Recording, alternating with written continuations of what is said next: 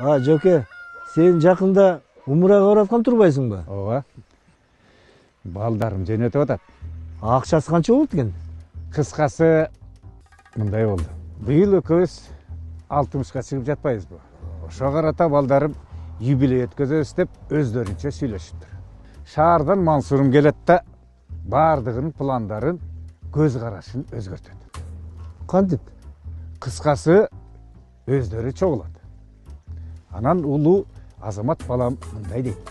Бир элди чогултуп душман көзүнө бир атабызга жашынакай юбилей өткөзүп кое албайбы?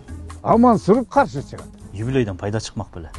Же атабыз жашап кетмек беле. Андан көрө пайдалуураак бир нерсе белек кылалы. Агалары болсо Эмне белек кылабыз мисалы үчүн? дешет. Мансурум болсо Мисалы умрага жөнөтсөк болот, туурабы? дейт. Ошентип балдарым макул болушат. Туура. Умрада сөз дуалар кабыл болот деп атпайбы? Атам сизге дуа кылат. Азаматтын иши жүрүп кетсин деп. Билимбай экөөбүздүн бизнес өнүгүп кетсин деп дуа кылат. Шумкарга дуа кылат. Имандуу жубайга жолуксун деп. Бардыгы 25 миңден чогултуп умрага жолдомо алышат. Мага болсо 30 миңде беришти. Жетет экен. Жоке, экөөбүздүн сүйлөшкөнүбүздү телефонго жаздырып алдым. Мен азыр балдарыма жөнөтөйүн барып. Кыйынсың, досум, кыйын. Ата үчүн